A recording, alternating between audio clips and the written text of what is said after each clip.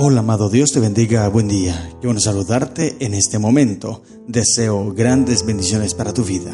Hoy quiero invitarte a estudiar la palabra del Señor. Nos corresponde leer el capítulo número 12 del libro del profeta Zacarías. En este capítulo se profetiza sobre el juicio de Jerusalén y la protección divina sobre el pueblo suyo. El capítulo habla sobre la restauración de Israel y la intervención de Dios en favor de su pueblo. Es un llamado a la reflexión sobre la fidelidad a nuestro Dios y su promesa de redención para todos aquellos que confían en Él. Este capítulo 12 de Zacarías nos invita a reconsiderar la importancia de la fe y la confianza en Dios en medio incluso de las dificultades que debemos recordar que Él siempre está presente para protegernos y guiarnos. Ese es el propósito. Dios está a nuestro lado, no nos abandona, nada se escapa de su control. Y estos capítulos del 12 al 14 resultan una profecía, la segunda profecía. Este mensaje profético puede ser titulado El triunfo del programa de Dios, porque se muestra en estos 3 capítulos lo que Dios quería hacer a la nación, todo lo que les quería dar, lo que les quería entregar, si tan solo ellos se convertían y eran fieles a su palabra, a sus mandamientos. Por eso es que debemos leer la Biblia, querido hermano, y obedecer todo lo que Dios nos dice, nos pide.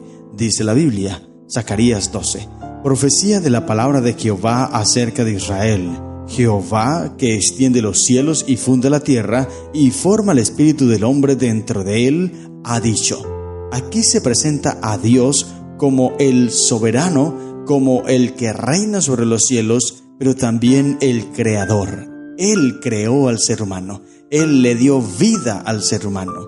Es maravilloso saber que contamos con un Dios poderoso que está dispuesto a ayudarnos. Mira, Él extiende los cielos, dice el texto, extiende los cielos y funda la tierra y crea al hombre. Él fue quien lo hizo. Y como Él lo hizo, entonces Él va a enviar un mensaje de salvación, un mensaje de obediencia, de entrega a Dios. Y aquí dice el versículo 2, yo pongo a Jerusalén por copa que hará temblar a todos los pueblos de alrededor contra Judá en el sitio contra Jerusalén. Y en aquel día yo pondré a Jerusalén por piedra pesada a todos los pueblos. Todos los que se la cargaren serán despedazados, bien que todas las naciones de la tierra se juntarán contra ella. En aquel día, dice Jehová, versículo 4, heriré con pánico a todo caballo y con locura a jinete, mas sobre la casa de Judá abriré mis ojos, y a todo caballo de los pueblos heriré con ceguera. Y los capitanes de Judá dirán en su corazón, tienen fuerza los habitantes de Jerusalén en Jehová de los ejércitos, su Dios. Amén. Qué maravillosas promesas. Era todo lo que Dios quería hacer con la nación. Mira que está mencionando que los caballos y sus jinetes serían heridos y derrotados para darle a entender una vez más al pueblo aquella ley que Dios les había dejado antes de ellos entrar a la tierra prometida por allí en Deuteronomio. Esas leyes que Dios les entregó en medio de tantas leyes, les dijo, cuando lleguen a la tierra prometida, no van a tomar caballos para sí, ni carros de guerra. Los caballos serán desjarretados, y cuando tengan reyes y ustedes pidan reyes sobre la tierra, entonces este rey no acumulará para sí caballos ni carros de guerra. Era una orden clara, porque el pueblo debía confiar plenamente en Dios y no en esos caballos ni en esos carros de guerra. Lamentablemente el pueblo no obedeció, porque Salomón, leímos ya en el libro de Reyes la historia de Salomón, cómo Salomón incrementó demasiados carros y caballos, tenía muchísimos, desconfiando o desafiando más bien así la orden de Dios. Allí se pervirtió Salomón y otros reyes también. Pero ahora el Señor les habla de esta manera para que ellos entiendan que esos caballos no son nada, que la defensa del pueblo es Dios. Y dice, la fuerza de los habitantes de Jerusalén en Jehová de los ejércitos está. Él es su Dios. No es en los carros de guerra, no es en los caballos, no son las murallas, no es el armamento que ellos tienen. es su Dios, Él es la fuerza de esta nación. Versículo 6. En aquel día pondré a los capitanes de Judá como brasero de fuego entre leñas y como antorcha ardiendo entre gavillas, y consumirán a diestra y a siniestra a todos los pueblos alrededor, y Jerusalén será otra vez habitada en su lugar en Jerusalén. Y librará Jehová las tiendas de Judá primero, para que la gloria de la casa de David y del habitante de Jerusalén no se engrandezca sobre Judá. En aquel día Jehová defenderá al morador de Jerusalén. El que entre ellos fuere débil, en aquel tiempo será como David, y la casa de David como Dios, como el ángel de Jehová delante de ellos.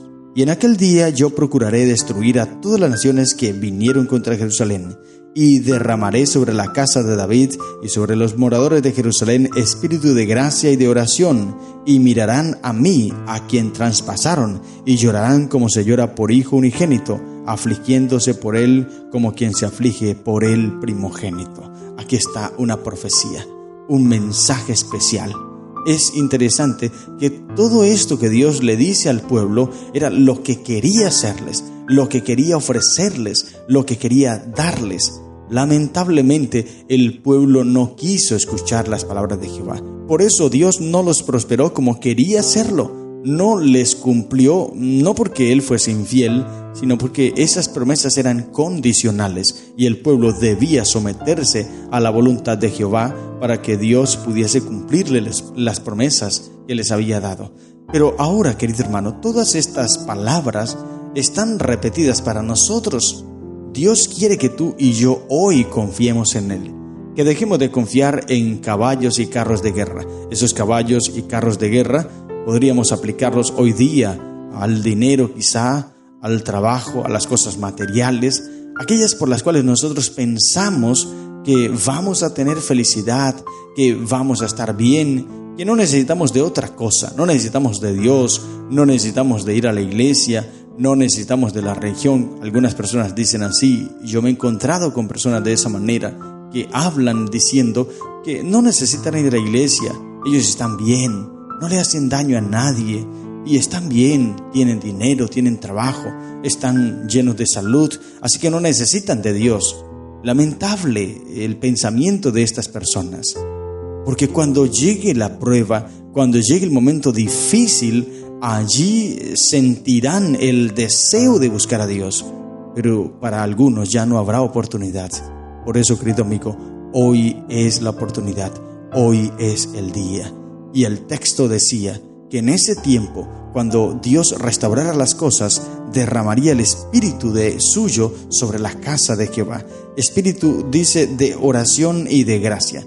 Ahora, algunos comentadores han interpretado esta expresión diciendo que este espíritu de oración y gracia significa de favor. Es decir, están pidiendo el favor de Jehová cada día más. Cada día buscan el favor de Jehová, cada día procuran el favor de Jehová, cada día claman por el favor de Jehová, porque habría hambre y sed de la palabra de Dios, el pueblo estaría cada vez más convertido al Señor.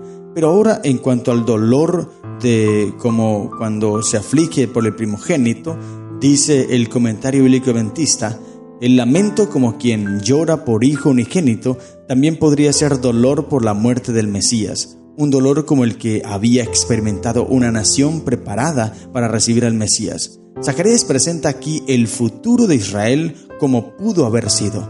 El propósito de Dios era que toda la tierra estuviera preparada para el primer advenimiento de Cristo. Profetas y Reyes, páginas 519 y 520 lo dice. ¿Cuán diferente habría sido la historia de la nación judía y de Jerusalén si el pueblo hubiera aceptado el don de Dios concedido en su amado Hijo? Deseado de todas las gentes, página 528. Si hubiese venido a una nación preparada para recibirle, y si él hubiese sido traspasado súbitamente, cuán profundo habría sido el dolor de ellos. La intensidad de su dolor se habría incrementado al comprender que sus pecados le habían ocasionado la muerte.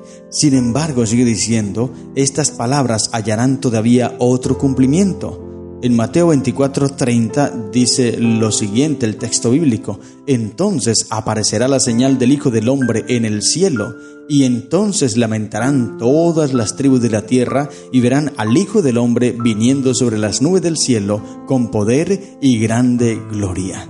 Allí parece que hay una alusión a Zacarías 12:10. Y también en Apocalipsis 1:7 dice: he aquí que viene con las nubes y todo ojo le verá, y los que le traspasaron, y todos los linajes de la tierra harán lamentación por él. Sí, amén.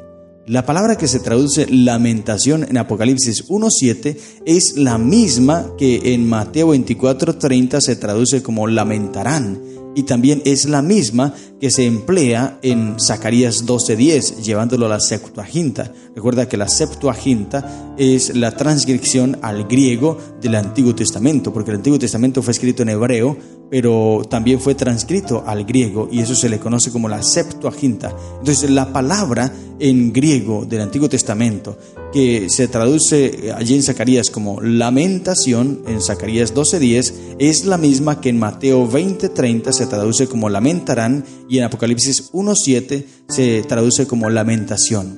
El lamento que aquí se presenta describe el caso de los que rechazaron a Cristo en su primer advenimiento.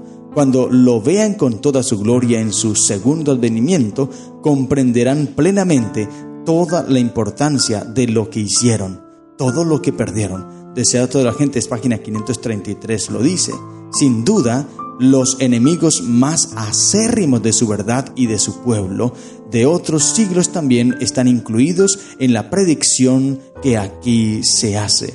Primeros Escritos, página 179, y Conflicto de los Siglos, página 694. Mira todo lo que podemos sustraer de este versículo 10. Primero, el lamento por el cual pasaría el pueblo cuando perderían al Mesías en su primer advenimiento, cuando lo torturaron, cuando lo crucificaron. Aunque algunos no lo sintieron, obviamente, porque estaban en su euforia, en su odio acérrimo hacia el Hijo de Dios, así que no sintieron tal vez ese dolor, más bien sintieron alegría, gozo.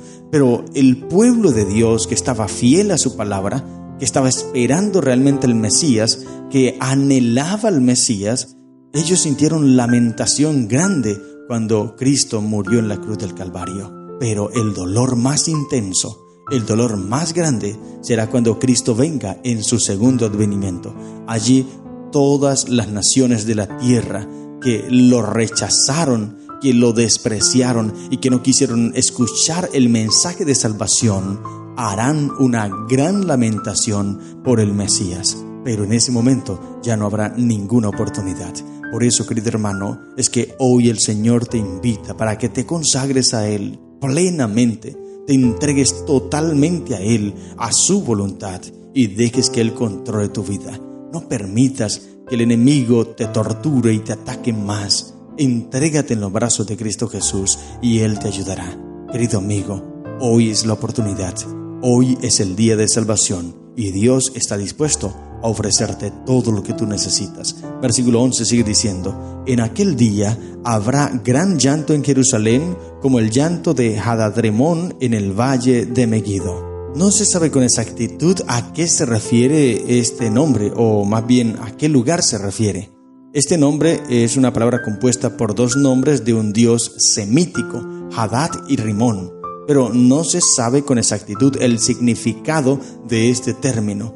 Algunos piensan que Hadad-Rimón era un lugar, un valle cerca de Megiddo, donde murió Josías, o sea, hace referencia también a la muerte de Josías, quien recibió varias heridas. Esto lo encontramos en 2 de Crónicas, capítulo 35, versículo 20 al 25.